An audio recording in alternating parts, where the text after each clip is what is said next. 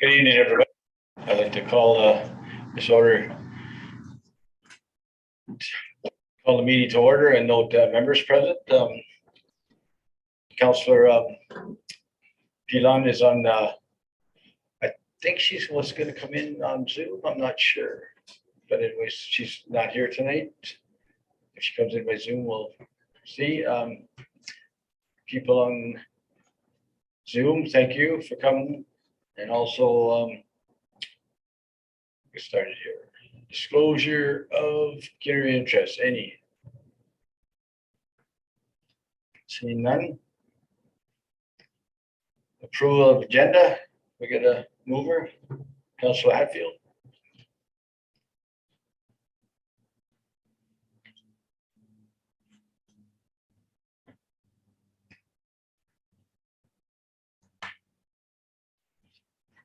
Okay, move on to delegations and presentations. Tonight we have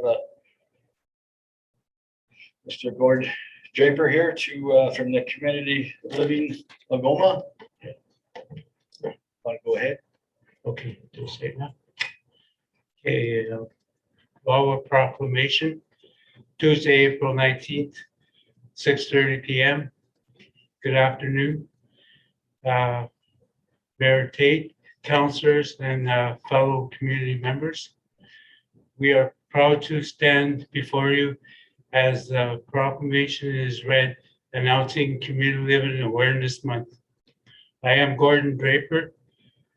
This is Deborah Chadwick and Craig Holmes, and we are here on behalf of Community Living Algoma. We are also members of the Council of Community Living Algoma. We are a group of individuals who speak out for change, advocating for others and ourselves within CLA and the community of Algoma.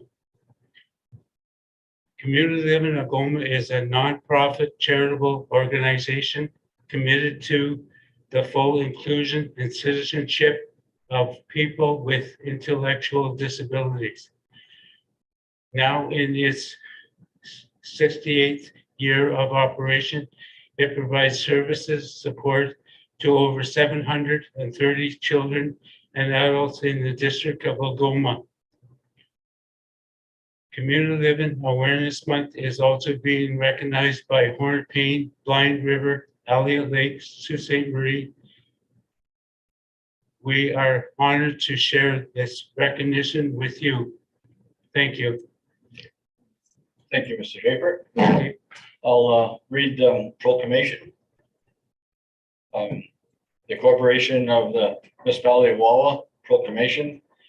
Whereas Community Living Algoma has provided supports and services to people with intellectual disabilities and their families in the municipality of Wawa and surrounding districts since 1954, and provides services to 335 adults and 397 children across the district of Algoma. And whereas Community Living Algoma's goal is that people with intellectual disabilities have every opportunity to participate fully in our community with dignity, independence, and acceptance. Whereas Community Living Algoma works with Wawa volunteers and other stakeholder groups and organizations to promote citizenship for people with intellectual disabilities, so they have the rights and responsibilities and the opportunities that come with belonging, participating, and contributing as a valued member of society. And whereas Community Living Algoma Awareness Month is a province-wide initiative created to celebrate the values of community living, which are inclusion, equality, and respect.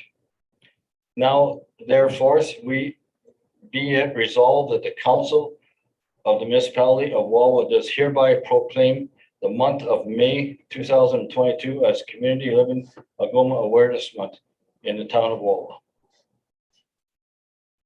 Thank you. Oh, yeah. I'd like to present you with the proclamation.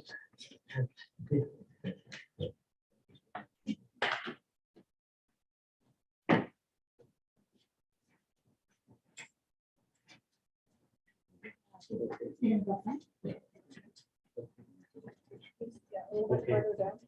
Okay.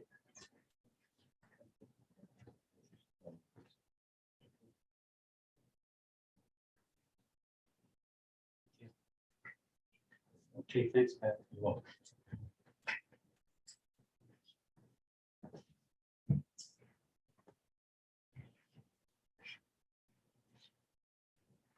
Okay, next on the, oh, sorry, yeah, if anybody wants to add anything or say anything, go ahead. Gordon, you and your woman living, I just wanted to say, we, the council, I've been here for 12 years and I appreciate all what you guys do.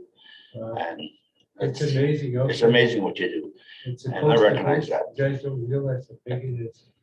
But I just want to say how great we are, how great we feel, and continue doing the good job that you're doing. There's more than me. I got a That's gang. all of it, a whole bunch of you guys. And they're amazing, you know.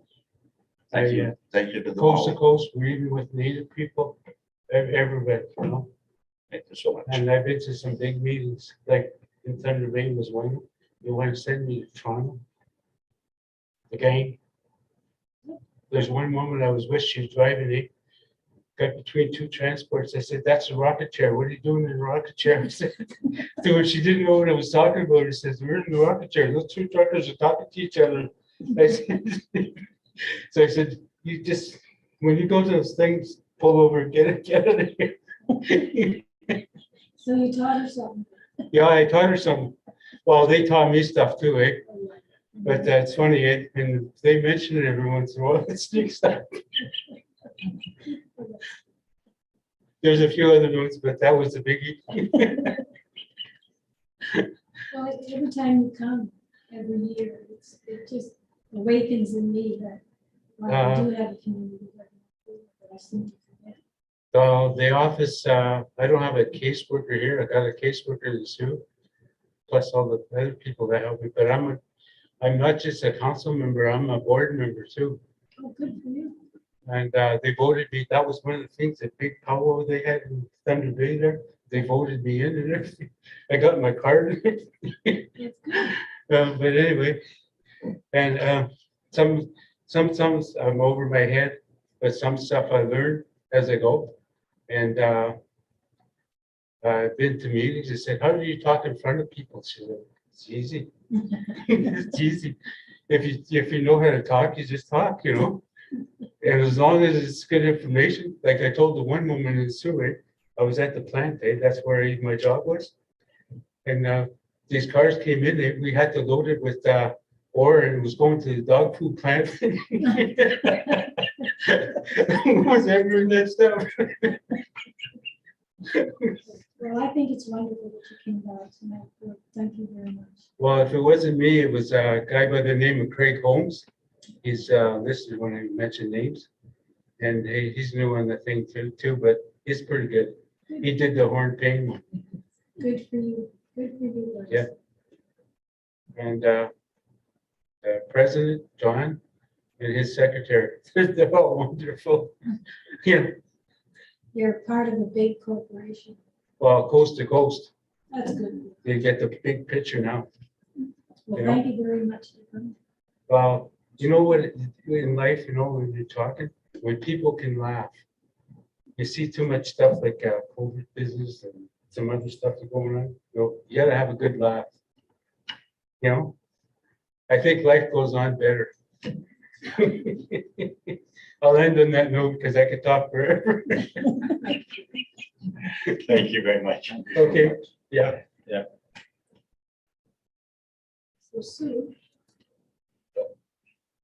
I could turn on my microphone and somebody else has theirs on. Okay, we'll get underway here now. We'll get down to 4.2, presentation of the drinking water incident. Rebecca, you want to take charge?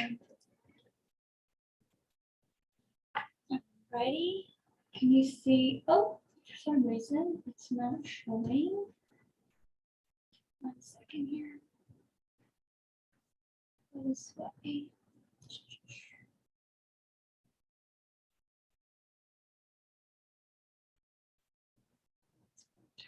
1 second here.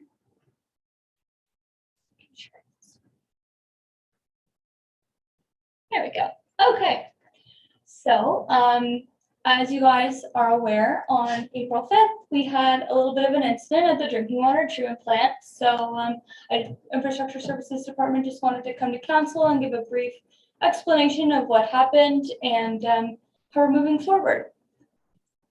So a quick summary of what happened on April 5th was our operations staff, they were completing their routine end of day checks, going through and checking the chlorine residual in the chlorine contact tank, where they noticed that within the contact tank, the residual was higher than what is legislated for the distribution system. So throughout sort of the course of the next couple days then, our operations staff worked diligently to ensure that our residuals entering the distribution system did not ever reach the maximum levels legislated by the Ontario government. So a quick overview, just some background information. Chlorine residual and distribution systems typically range between 0.05 and 4, 4 being the max in terms of milligrams per liter of free chlorine, that's Cl2 in the water. For Wawa's distribution system, we hover around the 0.8 mark, maybe sometimes 0.87, depending on what's in the water, how much is being treated. And the chlorine residual on April 5th, so this is a really important to understand, is that the chlorine residual in the contact chamber, so it had not left the plant yet, was at 16. However, throughout the next couple of days, we never exceeded a residual of 3.5. So we never actually got to that 4 milligrams per liter mark that is legislated by the government of Ontario. So the big question is, what happened at the water treatment plant on Tuesday, April 5th? So in order to answer that question, we need to look at how our water treatment plant works. So if we first start at our low lift pumping station, it's the little brown building with the green roof right by the waterfront. It's got 3 big pumps in it. Those pumps draw the water from Lake Wawa into a large tank, and then from that tank, bring it into the water treatment plant. So to help remove large debris, sticks, weird wildlife, sometimes bigger fish, we'll use what they call a bar screen, and it just looks kind of like a big metal, I guess you'd say like a frame with metal bars that run down the middle of it. They're only a couple millimeters apart. It helps just remove big debris. And then, like I said, the low lift pumps then bring the water to the plant. From then, we have these really lovely state-of-the-art, well, what are they called? Sorry, membrane filters. And so what you'll see here is in the second picture on the bottom, there's these long sort of beige tubes, and those are what house the membrane filters. And then as the water is filtered through those, they enter the chlorine contact chamber.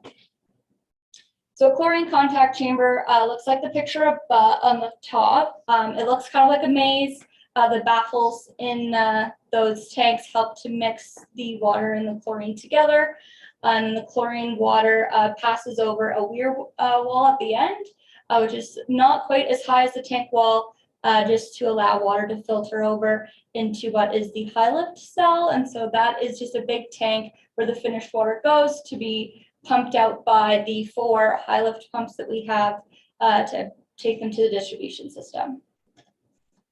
So first things first is these lovely membrane filters. So as I mentioned before, the membranes are within the beige capsules that you see there. What those are filled with is almost like spaghetti-sized fibers that run up and down that have microscopic pores in them, and they are a vacuum is created through the filters, which draws water through. And so the holes within those sort of spaghetti strands are large enough to let water through, but small enough to stop your particulates, microorganisms, bacteria, things like that. The membranes automatically do a thing called enhanced flux maintenance. What that is it's just a cleaning process through those spaghetti strand fibers, and uses chlorine that helps sort of break down any of the bacteria, viruses, et cetera, that are caught within those pores. It just opens them up, lets water keep flowing through them more efficiently. And so How that is done, oh, my pictures didn't pop up, that's too bad. So a diaphragm pump is used to add chlorine used in this EFM process. So a diaphragm pump, what it is on the inside, there's a membrane that fluctuates, that creates a pocket to pull chlorine through. It then sort of expands again to push the chlorine out into the membrane filters. What we observed was that the chlorine pump was still running after the EFM process had been completed. To stop the pump, the air supply, which is what causes the membrane to fluctuate and allow the chlorine to be distributed into the filters, the air valve for that was shut off, which turned off the pump. And so emergency procedures began. Once we got that under control, we consulted with the MECP, Algoma Public Health, the Skills Action Center, and then we also took some time to reach out to our at-risk groups just to make sure that people who would be in need of water would be notified for if and when next steps would need to be taken. So our operations staff, what they ended up doing was they kept creating water, pushing it through the filters. What typically would happen in the chlorine contact tank is chlorine would be dosed as we have water flow through, but instead we cut the chlorine off and diluted the superchlorinated water that was in the tank already to try to help to reduce that residual. We also began flushing hydrants throughout the system. That way we could sort of get the water out before it got into people's homes. Luckily for us, it was also winter time, so people had their bypasses on, and so we got some water through the system that way. So our initial consultation kind of looked like this. We contacted Algoma Public Health. Typically in water situations, we were worried about low chlorine, not high chlorine. So they were like, hey, we haven't experienced this either. And they said, hang tight, we're going to talk with Ontario Public Health. The MECP also said they weren't quite sure what necessarily the consequences are of a higher chlorine residual, but that we should be following the direction of Algoma Public Health. So with that, Ontario Public Health had all kinds of scientists and people come together and they realized that health effects for chlorine are typically seen at concentrations of 50 milligrams per liter or higher, and that is over a long-term exposure. Due to the concentration that we measured in the plant, the timing of the day, and the short-term length, the Algoma Public Health Unit decided we weren't going to have to publish some kind of advisory. Instead, it was just a notice of, perhaps we're going to have some water that smells and tastes funny, but it's not going to hurt you. And so that was done at approximately 9:45 p.m. And then on the operations side, we continued to monitor and report for free chlorine within the distribution system. So we're going to take a quick look at the chlorine residual data. I hope that these pictures pop up. And they do. Excellent. Okay. So as you can see, if we're looking at April 5th, you look around first thing in the morning, we've got a residual of approximately 0.8 milligrams per liter. It spikes up and down based on how water is produced in the plant. You can see here we've got our maximum allowable residual. I put this yellow dashed line here to show you where that 4 mark is. You can see here at around 3:30 p.m., that is when our operators noticed the high chlorine residual in the chlorine contact tank. This graph is showing you what is in the distribution system or what is leaving the plant. So it has not quite yet entered the system there. And then as you can see at around 9:30 p.m., we've got that little bit of an increase in chlorine as it starts to steadily climb here to about the 2.5 milligram per liter mark. So we're looking here now at April 6th. Just before 2:30 a.m., we opened up a couple hydrants. So as you can see here, there's a dramatic dip in the amount of chlorine in the system. That's just because of how much water we're flushing out. Pumps kicking on to try to get water out of the chlorine contact tank. You can see then again, the residual drops dramatically. Typically at 6 a.m. and 6 p.m., we do have a pump switchover. So what has happened here is one side of the chlorine contact tank may have been more chlorinated than the other. And so with the pump switching, it's now drawing from the other side of that well. So you're going to see that little bit of a drop. You see the gradual increase because those two wells do share water. Up again sort of during the day and then back down at around, what is that? That's around 6 p.m. again, where you sort of see that spike, where again, the pump switch from one side of the tank to the other. So April 7th, you can see again, we're now sort of back down towards that 0.83 mark.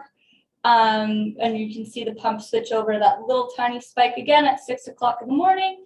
And our distribution system basically returned right back to normal, hovering around the 0.8 mark as it should have been. So we're very fortunate here. We have some really excellent staff at the water treatment plant, and an incredible job taking control of this situation here. So yeah, just a quick summary. It never exceeded 4.0 milligrams per liter of free chlorine in the distribution system. And with that, notice was published on April 8th saying that you should no longer have those adverse or I guess the taste and smell that aren't as aesthetically pleasing as we would like in our drinking water. So now we're going to talk a little bit about the root cause. So we noticed that when that air valve was open, the diaphragm pump was running. But when we closed it, it stopped. And it was, for some reason, doing that without being told to by the SCADA system. So we opened up the control panel and we realized that the manual override button in the control panel was stuck in the on position. So we unstuck it and now the pump works fine with the SCADA system. One of the big questions that I got asked was, hey, how come a high alarm didn't go off with the chlorine residual in the contact tank? And so I looked into it a little more, and what happens when we get a high alarm at the chlorine contact tank in the plant is that the high lift pumps turn off. The problem with the high lift pumps turning off is that that lowers the pressure in our distribution system.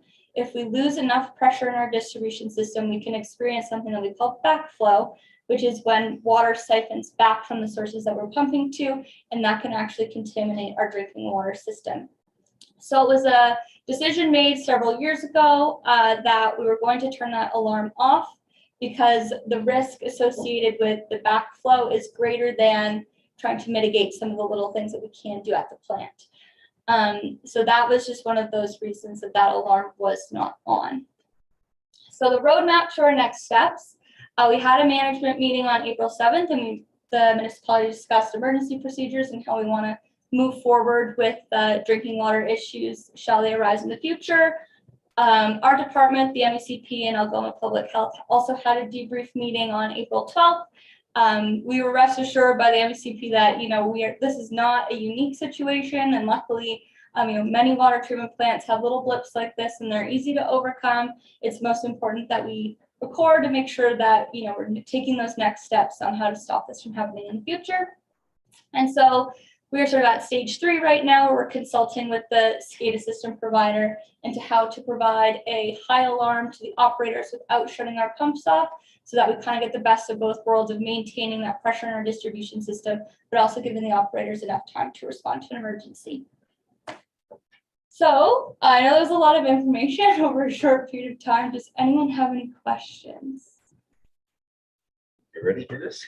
Yeah, absolutely, Bill. Okay, what I'm getting across is that an incident happened. Mhm. And when were you notified? I was notified at around 3 o'clock. That's when they usually do their end of day routine Okay, checks. when did the original system went down? So an enhanced flux maintenance can take the membrane a few hours to complete. It is an automatic process. So sometimes they happen in the middle of the night. Sometimes it's first thing in the morning. It could be in the afternoon. It just depends on the pressure in the membrane, and it knows to clean itself. So what had happened was they noticed one had started sort of earlier in the afternoon. And when they got back to the plant, they had sort of said, hey, look, this pump has not shut off, but it says that this cleaning process has been completed. So that was around 3 o'clock-ish, sort of when they're doing their checks and coming back to the plant. Because they do go out to the distribution system during the day and take samples all over town. So they're not always 100% of the time at the water treatment plant. We have a computer running the system. Mm-hmm. Does the computer malfunction too? No, so that is where that high alarm, what I'd mentioned before, has actually been disabled so that the high lift pumps stay on.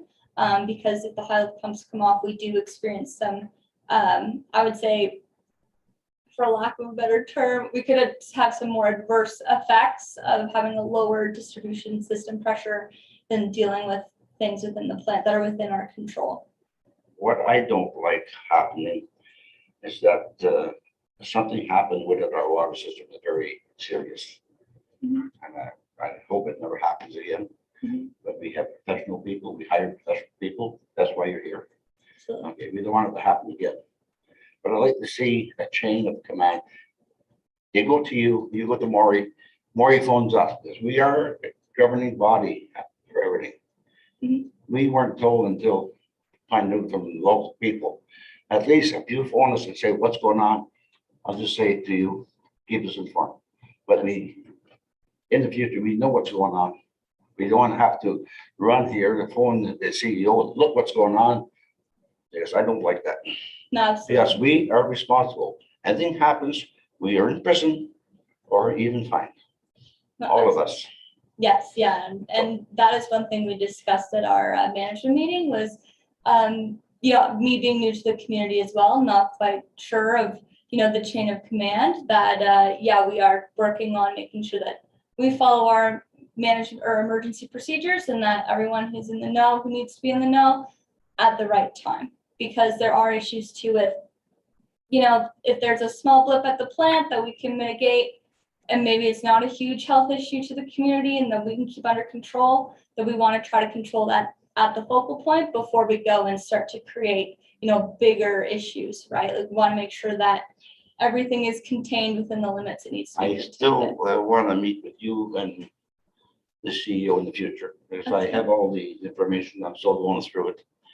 And I'm also going to go through THMs. So I want to have a meeting Absolutely. concerning everything, so we get that down. And I'm very appreciated that how well you guys took care of it, right?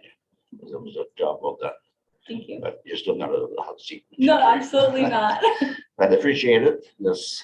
I got more questions, but I'll wait till we meet with Maury and yourself and I. Absolutely. Okay, Sounds great. thank you so much. Thank you. Any other questions? I have one. Yeah.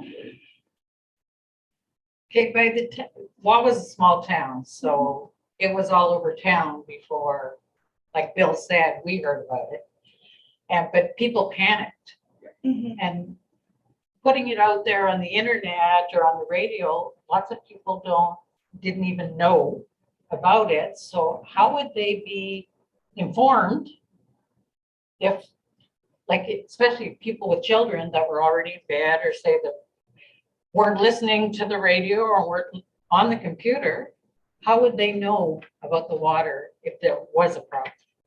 Absolutely. So that is where we would be taking notices door to door, ensuring that we were contacting households.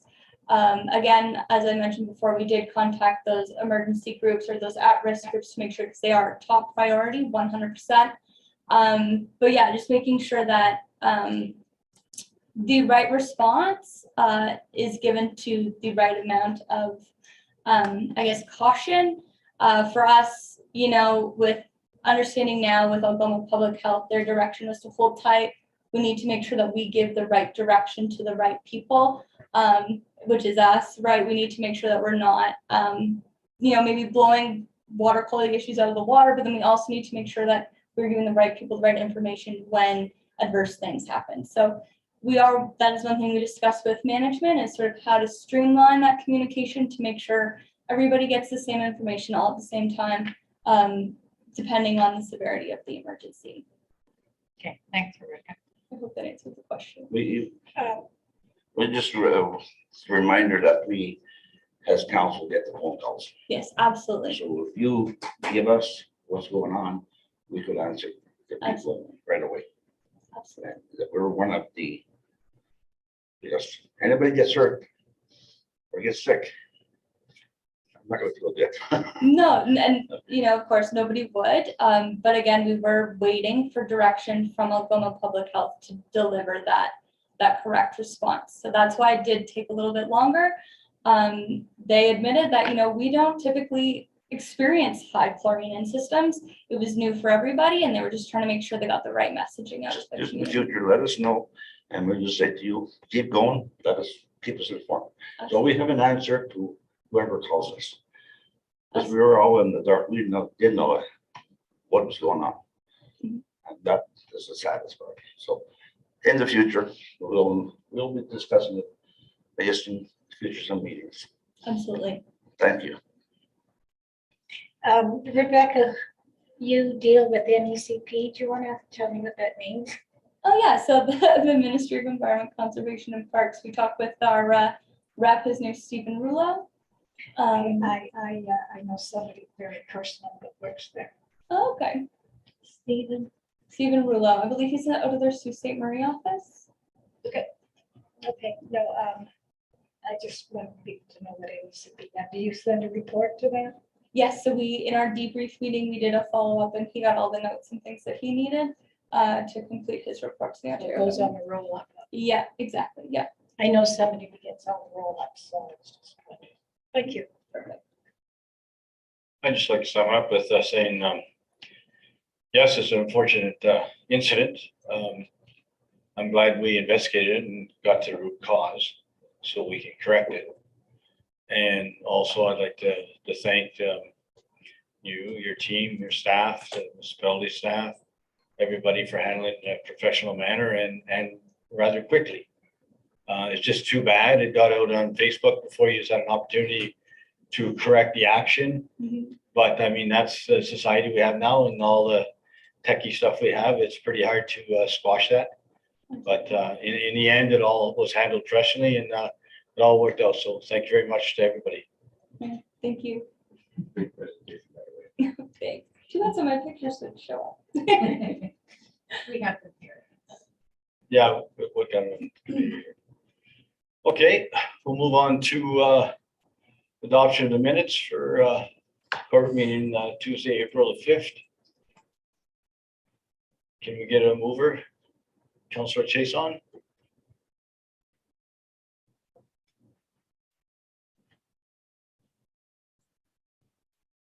Yeah, I guess we have.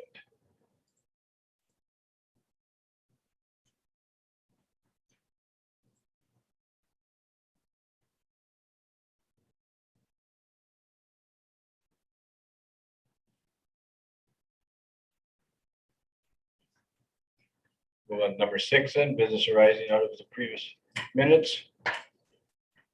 None. Move on to new business. Mr. Cotton, Standing Advisory Committee, SAC request for a municipal person to represent the community. I was reading this and they only have 2 meetings a year. They've probably already had one. My recommendation for this is to leave it to the next new council because they're going to be appointing new committee members after the election. That's just my opinion, of course. I don't know what the rest of the council What is, thinks. I don't know what this is. That's, what do they call it? Mr. Cotton River Management Plan. The watershed around here. Who is running that? The MNR? No, that's Evolution, Brookfield. Oh, I thought Mrs. Pino wanted to be on that board. She did, yes.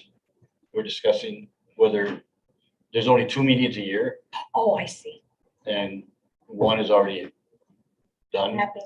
And we've got an election in October and they're gonna appoint all new members to the committee.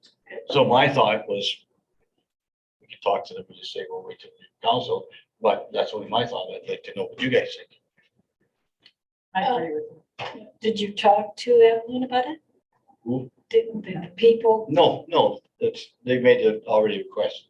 So they made a request, but they didn't tell you, you didn't talk to them about your decision. No,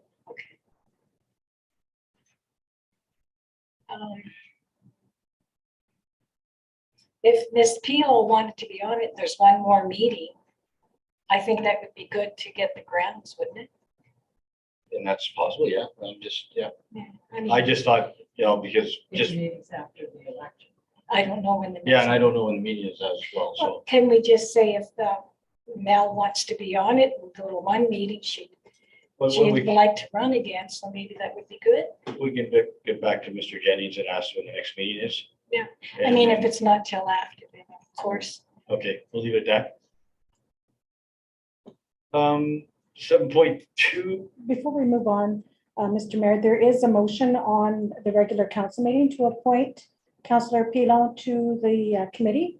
So before we start the meeting, if we could just amend the agenda to remove that item, or, I mean, I'm not. or we can bring it forward Or we and can bring council it can forward. vote. I'm not against it. No, yeah. Want to bring it forward? Bring it forward? Yeah. Okay, Okay. okay, bring it forward. Thank you. We'll go to 7.2.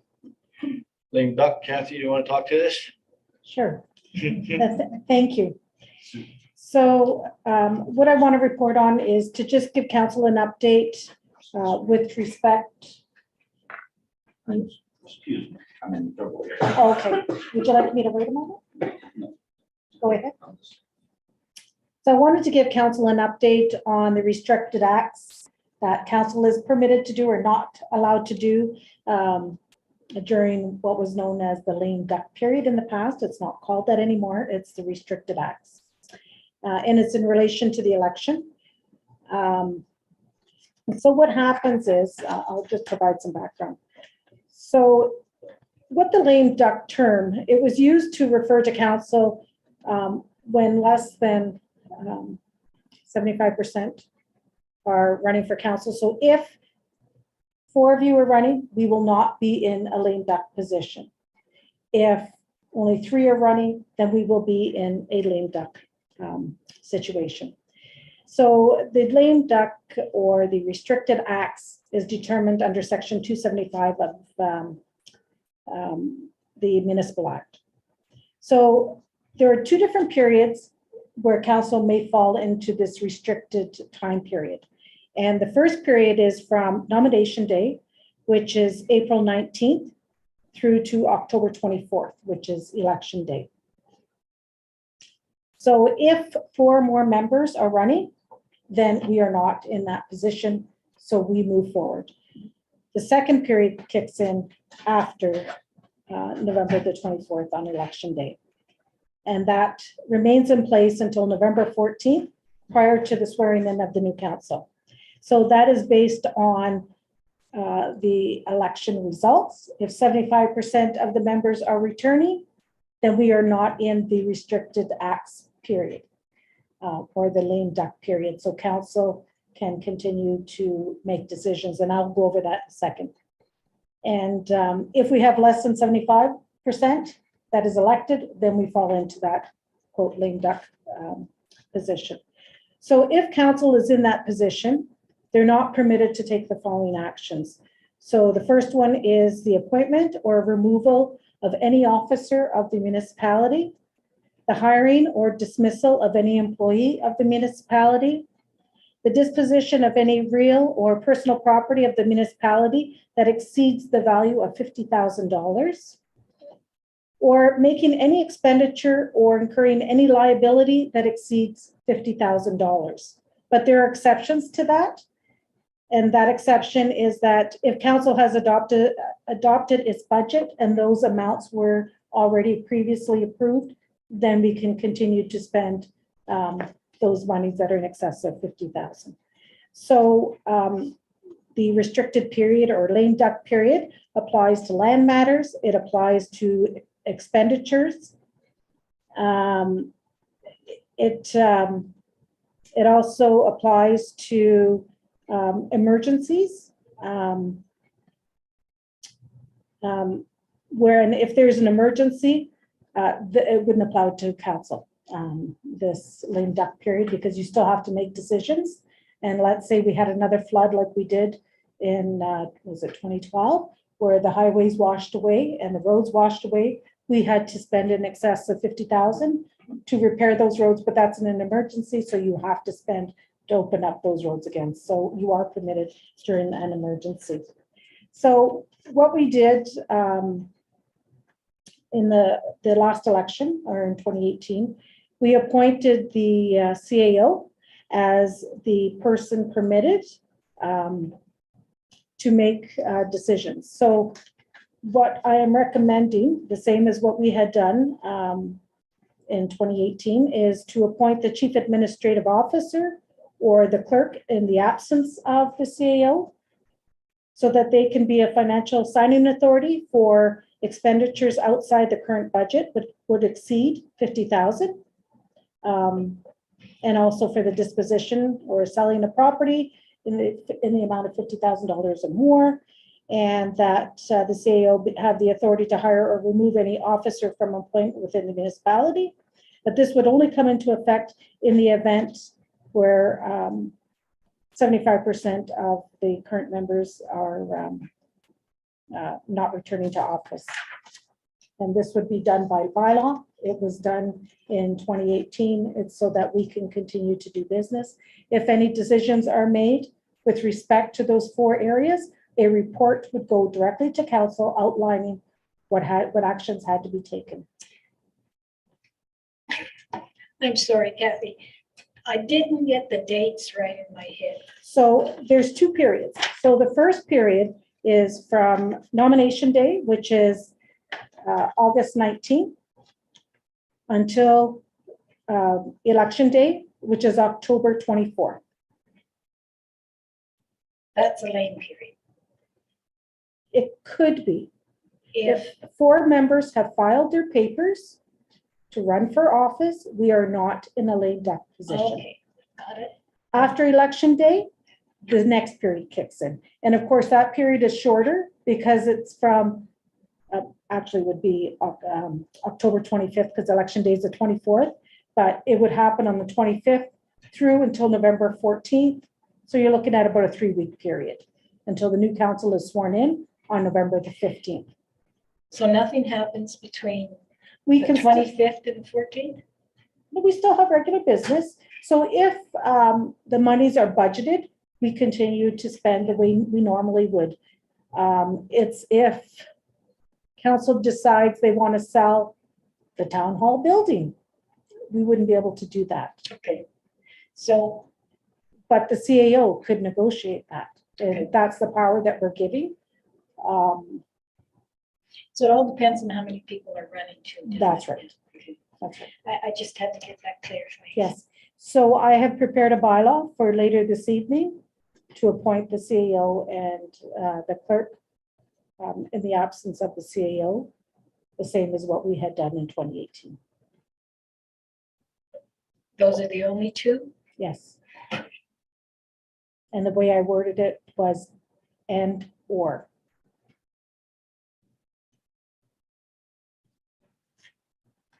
Thank you for that. Thank you. Okay, we'll move on to 7.3. First quarter financial review. Me. Yes, Good you evening, wanna- everyone. Thank you, Rebecca. Okay, so not a lot to report. It's just the first quarter and it's winter, so not too much happens. So we weren't expecting very big variances, and there weren't. There was a few. I think the things that we watched most closely were related to energy. So hydro costs and fuel costs, especially fuel costs, were all over the place for the last couple of months. So we had a look at that, and so far we're still okay. So where we did notice some variances were in infrastructure. That was due to the timing of the revenue. So very little revenue in infrastructure to start with, and it's mostly related to special initiatives that happen usually in the fall time. So we're not expecting to see any there, and we would expect to see that revenue or that variance. Sorry. The airport, there was quite a big variance at the airport where we saw a lot more in fuel sales than what we were expecting. On the reverse of that, we also saw a lot more fuel purchases. So there was a couple of reasons for that. One, there was big bulk purchase, and the other was there just seems to be a little more usage, I think, with the mines at the airport itself. So water and sewer, there was a big variance there, but that's also having to do with the timing of our billing cycle. So our first quarter, our January to April, doesn't get billed till May. So we would expect to not see any revenue there yet, and we didn't. So that's nothing really unusual. Mishpacotton Memorial Community Center. So there was significant revenue loss there. And if we think back, we can remember in January, the facility was still closed due to COVID. So that really did explain what happened there. And tourism, there's a variance there also related to timing. because tourism doesn't generally happen until after the May long weekend and well into the summer. So we'll expect to see those revenues come probably in the third quarter, or the report of the second quarter. By the end of the summer, we'll see those revenues come in. As far as expenditures were concerned, again, there wasn't a lot of variances that were really brought to my attention or my concern. Community emergency measures, I did notice that we were approaching almost the entire budget there. I'm not surprised it was related to COVID. COVID was slated to be over in the first quarter, so we were expecting to use that entire budget in that time. So we didn't use all of it, but we came close and it aligned with our expectations. As I just said a few minutes ago, airport fuel purchases were up significantly, but so were the sales. So that was to be expected. And of course, the rising price of fuel. We've seen big price increases in fuel, so that attributed to part of it as well. So really, when you think of, there was 40% increase in the revenues and 51 increase in the expenses, it's not that big of a margin difference. So we still have a lot of time to make up for it. Also, there was a big bulk purchase in March, so that fuel won't get sold till April. So that also attributed to part of that 10% margin. Planning and development, historically, there's very little expenditure there. There was a property in the Mission that was being put up for sale, and we wanted to make sure that it was properly surveyed, so we used that budget to accomplish that. And then, like I said, energy costs. I'm particularly concerned where it's going to go, so I've just been keeping a close eye. I've had some good conversations with all the directors, and so far we're in line with where we should be or where we're expecting to be. So the capital funds, there was really no concern there at all because we're really just starting to somewhat start some of our projects. We know construction doesn't occur until after May, so we're not expecting to see anything here until the second and third quarters as well. So I've attached the summary to this report for council to review. And if they have any questions, I have detailed, they can approach me at any time. So if there's any questions. Manuela, please be patient with me. Absolutely. This is just running expenses. This has nothing to do with purchases and like purchase of, let's say, a vehicle or something. The purchase of a vehicle or say the tandem truck, which we slated to do this year, that's under the capital fund. So it's that last little section that says capital fund, and my quote there was, there's no concern with capital funds as the projects primarily occur in the second and third quarters. So we did get some funding that was slated as subject to funding. So we did get some of those funding opportunities. We've started those projects. We've sent out RFPs or requests for proposals or quotations. There's no cost in doing that. It's just staff time. So there's no budget attributed to that. We'll make our selection in the next couple of weeks and start those projects. So the next report will show some of that. So we are going to be purchasing a tandem truck for the man. I believe that the request for proposals has gone out already. Yeah. I watched that orange truck all winter and I don't think it's going to make a mess. Thank you very much.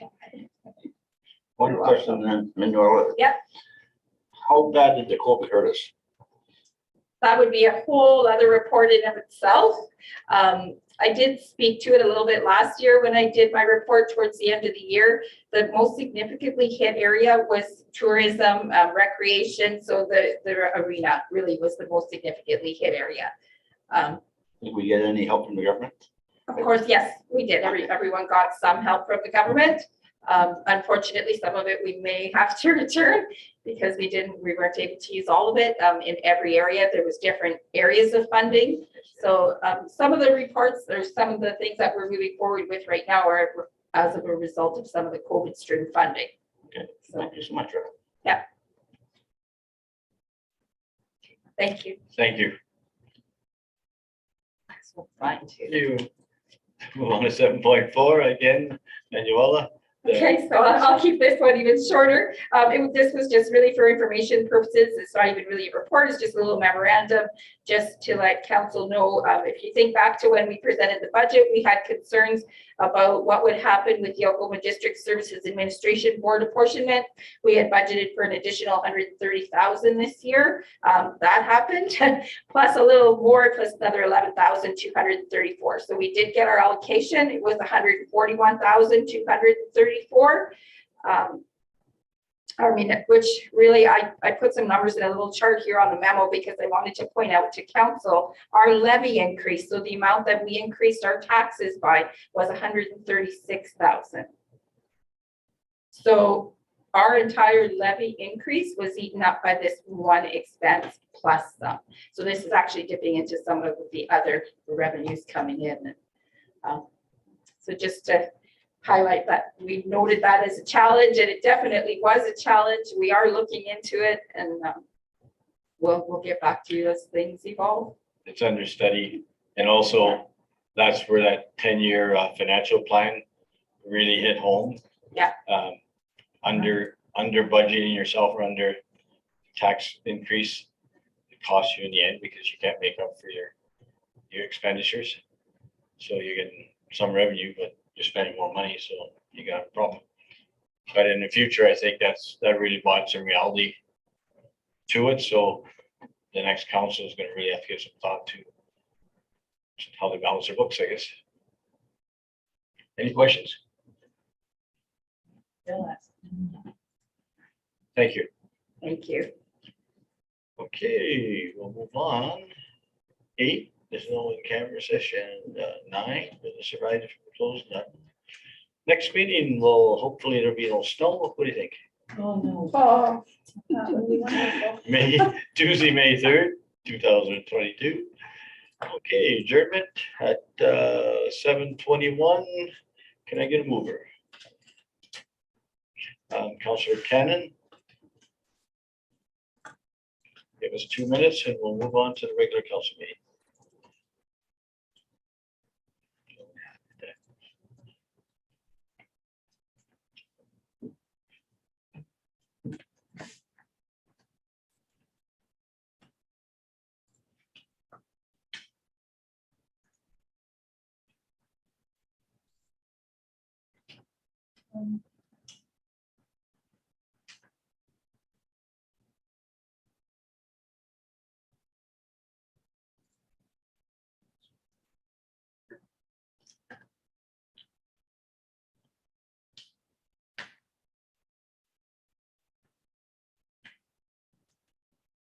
You ready to go?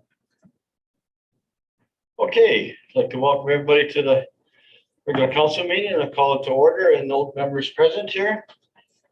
Going on to number 2, disclosure of pecuniary interest. Any?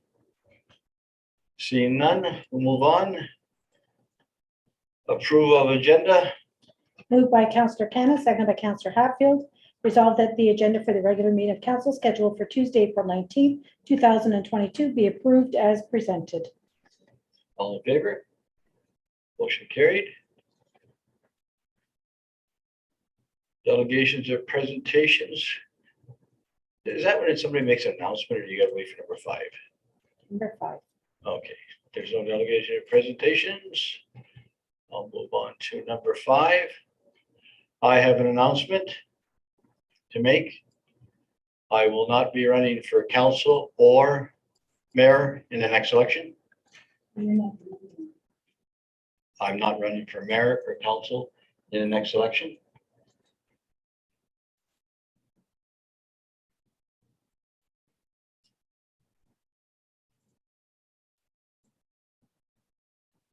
Okay, we'll move on to with announcements and giving them notice. The cemetery, Heritage, Police Services Board, Community Development Committee, corporate planning meetings. That's all there for information and reading. Move on to number 6, adoption of minutes. Moved by Councillor Hatfield, seconded by Councillor Cannon. Resolved that the following minutes of the meeting of council be adopted as presented. Minutes of a regular meeting of council held on Tuesday, April 5th, 2022, as contained on pages 1 to 6, inclusive of the minute book. All in favor? Motion carried. We'll move on to correspondence. Now, I was looking at some of the stuff on the correspondence, like Senior of the Year Award.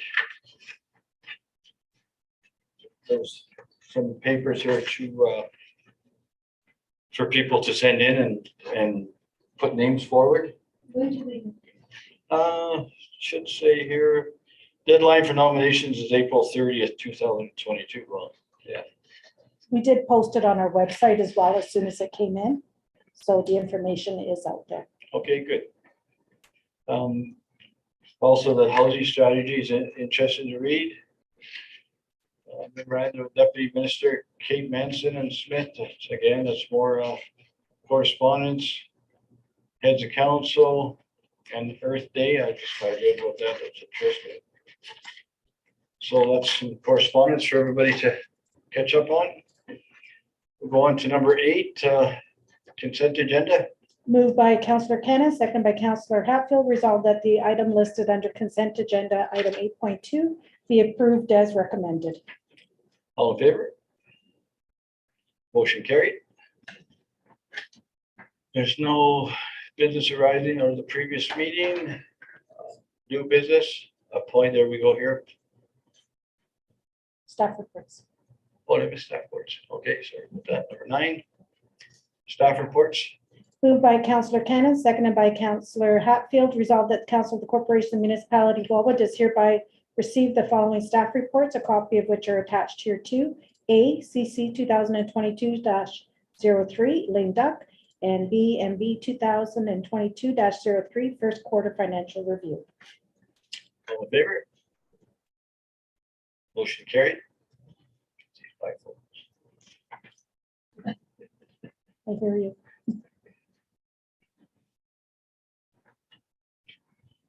Okay, new business arising previous meeting. Okay, new business, appoint council representative to the Michigan Standing Advisory Committee, Michigan River Management Plan.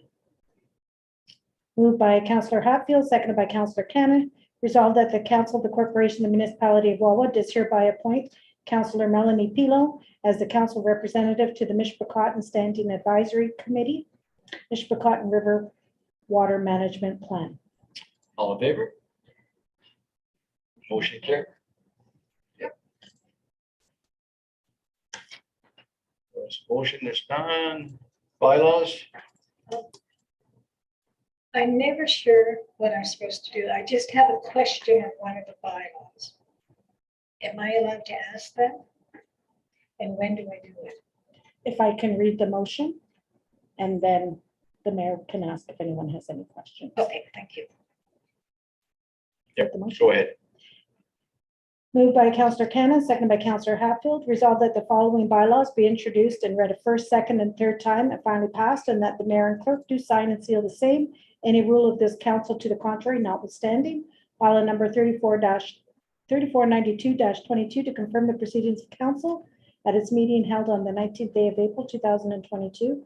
Bylaw number 3493-22 delegate certain authorities during the restricted acts period, formerly known as the Lame Duck Council, after nomination day. Bylaw number 3494-22 to establish a Wawa Economic Development and Tourism Advisory Committee for the municipality of Wawa.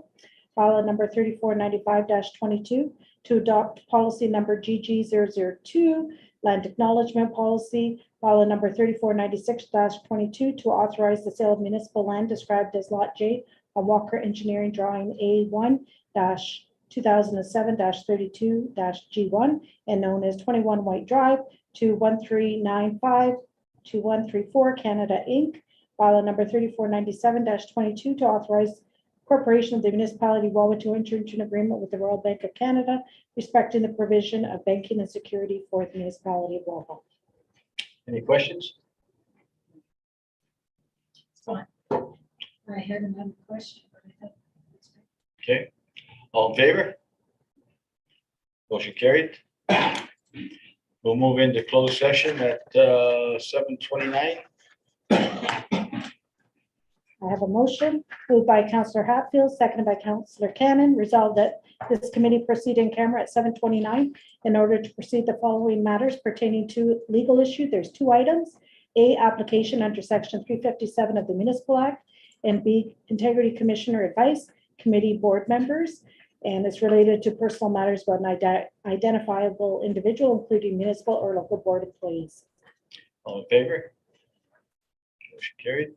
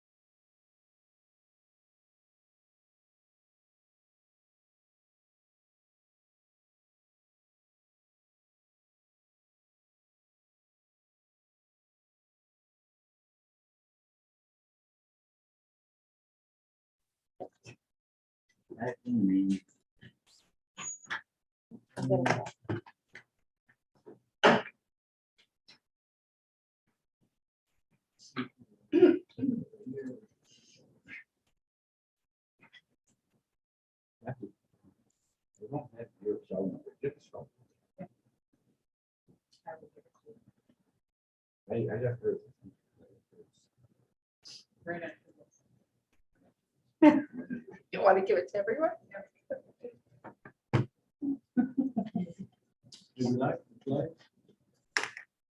Okay, business arises from closed session. So we do have a motion, Mr. Mayor, and I will read it. Moved by Councillor Shaso, seconded by Councillor Cannon. Resolved that the Council of the Corporation of the Municipality of Wallwood does hereby approve the application made for reduction, cancellation, or refund of taxes in accordance with Section 357 of the Municipal Act as amended and the corresponding impact response. Rule number 577600000177000000 for the reason raised by fire, demolition, or otherwise for the period September 1, 2021 to December 31st, 2021 as per the application. And further approves the application for reduction, cancellation, or refund of taxes in accordance with Section 357 of the Municipal Act as amended and the corresponding impact response.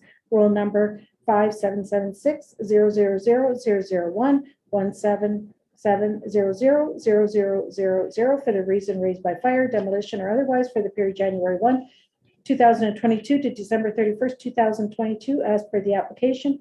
And further approves the application for reduction, cancellation, or refund of taxes in accordance with Section 357 of the Municipal Act as amended for the corresponding impact response. Rule number 577600000102400000 for the reason raised by fire, demolition, or otherwise for the period from March 1st, 2021 to December 31st, 2021 as per the application.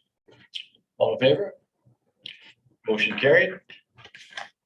Number 16, next meeting will be Tuesday, May 3rd, 2022. We'll adjourn the meeting at 7:56. All in favor? And I do have a motion moved by Councillor Cannon, second by Councillor Shaso, that the meeting closes at 7:56 p.m. All in favor? Motion carried. I was gonna say something. I was